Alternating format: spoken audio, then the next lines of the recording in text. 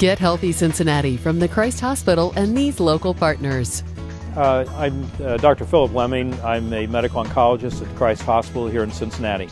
The common skin cancers that most people have are basal and squamous, which are the skin cancers most commonly related to cumulative sun exposure, not particularly related to sunburn damage. Malignant melanoma comes from a different portion of the skin and is more related to sunburn damage early in life.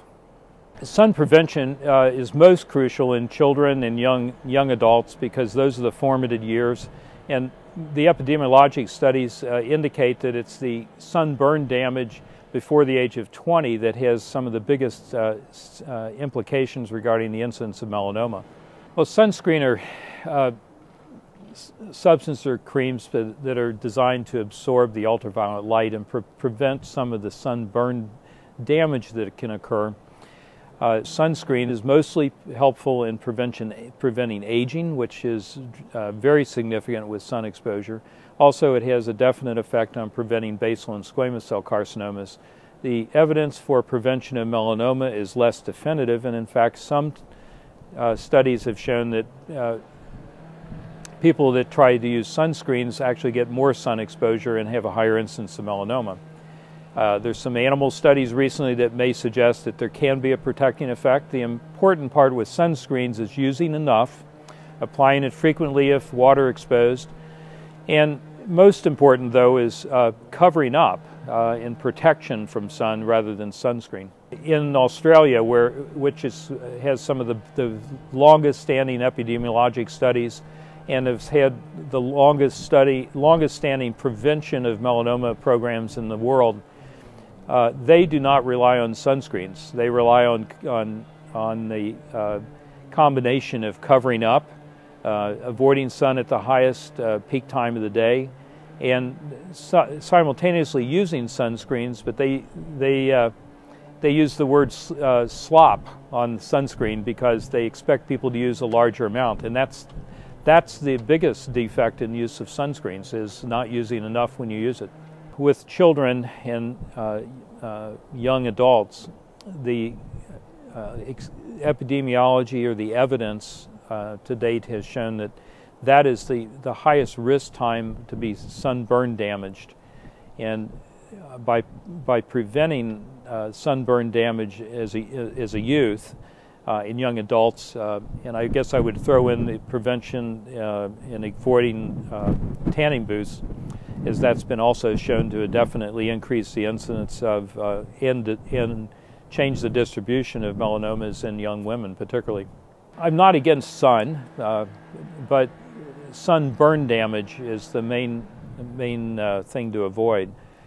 Continuous sun exposure in low quantities actually has, in people that do occupations that have continuous sun exposure without burn, actually have shown to have a lesser incidence of melanoma.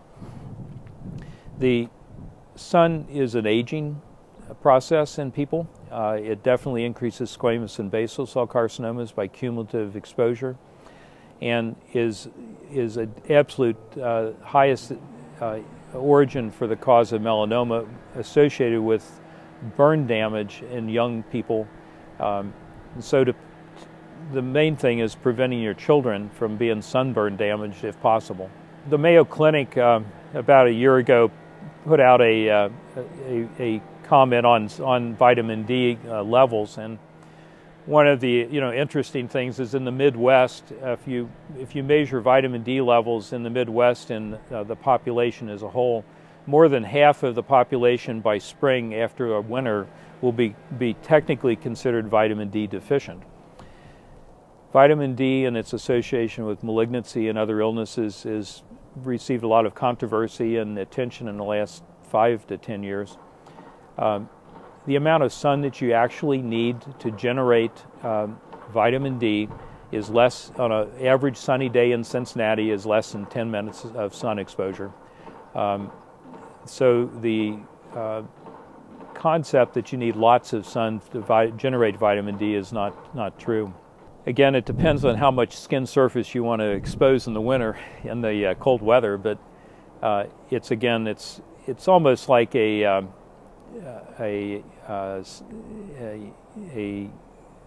electric cell converting sunlight to electricity, the larger the surface area, obviously, the more exposure you would have. But in general, in the winter, it's going to depend on how cloudy it is, what's the intensity of the ultraviolet light. But generally, less than half an hour would be way more than enough, which is probably less than what most people do. One, if you have a lot of moles, people with the higher numbers of moles have the higher risk of developing melanoma.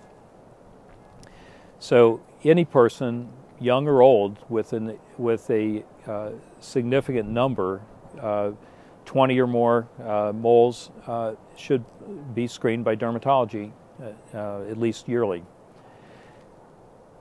In addition to that, it's a common term in dermatology. They call it the ugly duckling sign. And a lot of dermatologists and physicians who do this work don't necessarily recognize the diagnosis of a melanoma or a skin cancer. They just recognize that this is not normal and needs to be biopsied or removed.